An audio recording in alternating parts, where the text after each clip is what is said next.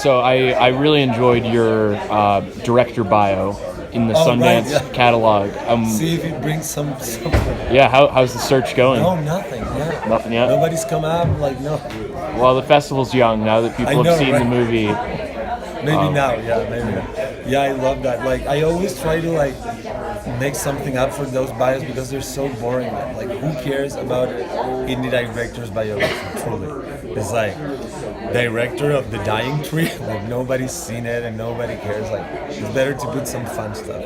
I thought a picture of my chest was more fun. Yeah, also that's kind of indicative of your style in terms of subverting expectations on screen. Right. Seeing that bio kind of made me feel like, okay, this movie's gonna be kind of crazy. Yeah, I guess so. These movies definitely subverting expectations or paradigms, and conditioning and stereotypes. It is really purposefully playing with that. That's what the movie really is. And as I said it last night, it is a movie that I really wanted to exist and sort of exist in people's set of prejudices and conditioning, and let the movie live within and see how they feel about the ending and how they feel about these white dudes and how they feel about Tyler, and can they isolate it from his race, or should they, or why would they, and all of those questions. You definitely attack some of the most hot button topics: masculinity, race. Right. What can you talk a little bit about the inception of this idea, which seems very run and gun? Yeah, it's not new to anybody, I guess. Coincidentally, I swear to God, Get Out came out.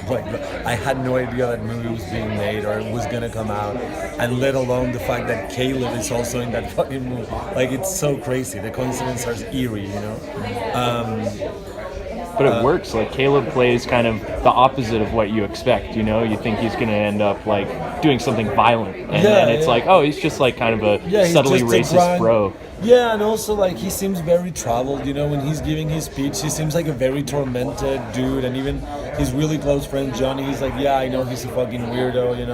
They're yelling at him nobody really he's not so popular either among his own friends. They all kind of make fun of him, It's pretty intense when he's honking for the other guys to come out, and it's dude, fucking stop.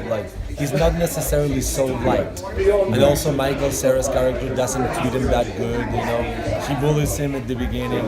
They're all kind of bullying each other. But wait, you made a question and then we totally got sidetracked. That's okay. We're just going with the flow. Okay, good.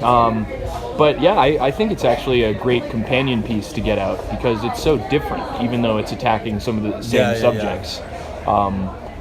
One of the things that I thought was interesting is how intimate and kind of personal it is. Throughout the whole thing, you're kind of expecting something horrible is going to happen. Is he going to drown in the shower? Is he going to drunk drive? And you're kind of keeping out the fucking machete for the Trump pinata. You think things get... to be completely honest, this happened to me with also this movie I made a while back. It was the first movie I ever showed in Sundance, The Maid. And it was a very personal movie because it was about a woman that I knew and similarly to this movie, in The Maid, everybody was expecting that things were going to turn very violent and that the film was going to explode at some point because everything was pointing towards that, and it is my own naivety, naive sort of self who doesn't realize that these tensions are building up and that the audience will actually be feeling that something really awful will happen, and all the elements are there, and it's so strange that I don't realize that while writing it and while shooting it.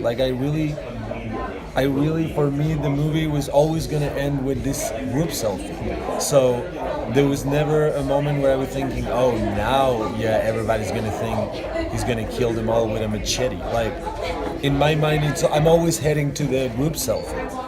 And playing with the nuances and the subtleties of alienation, but I am really unaware of these tensions that I'm creating. So it wasn't totally intentional, it kind of came out in the edit? To be completely honest, not, but then again, it is so clearly there. That it only talks about my ADD, that I don't see that. Well, I think it speaks to how prevalent the issues are that your film is confronting, because it's on everybody's mind. That's what I'm saying. Like, I feel that this movie is so, the threat and the suspense in this movie exists like so much in people's minds, and like so much more in Americans' people's mind. Like, I feel that this movie for Americans holds so many layers of tension and guilt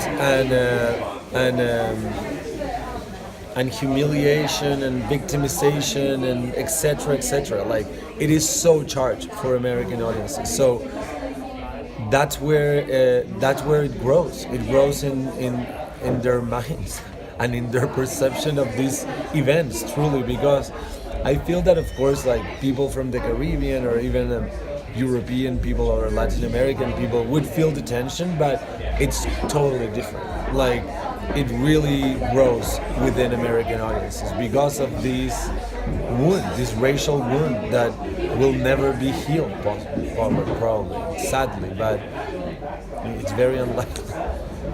Well, hopefully art like yours can make a difference. I think that it's nice because the movie as sort of ambiguous as it ends, you know, it is somehow conciliatory, you know, in the sense that we're showing everyone's flaws, not only the white guy's flaws, besides that they're rowdy and kind of annoying and shallow, at least in this weekend, you know, because like they're fucking there to drink. Like, you can't expect them to be discussing Foucault or like sitting at a table like talking about spiritual subjects. Like, maybe it's not the time. Maybe they do with other group of friends, you know, like. But it felt really balanced. You know, you have the drunk white guys, you know, having a articulate political discussion at the table at one point, and also you know, TYREL turns to alcohol to kind of cope with the situation. Tyler. Yeah, yeah, it's gonna happen to everybody, which is great. Yeah, exactly. Like, I feel that everybody's so flawed, you know, like, he pretends to be asleep. He's really adding himself to his own paranoia, you know, but why is he doing that? It's not his fault. It's not this other guy's fault either. It's really history and that wound that I keep on mentioning. It's that wound that makes everything go so exaggerated and like. And I think, to your credit.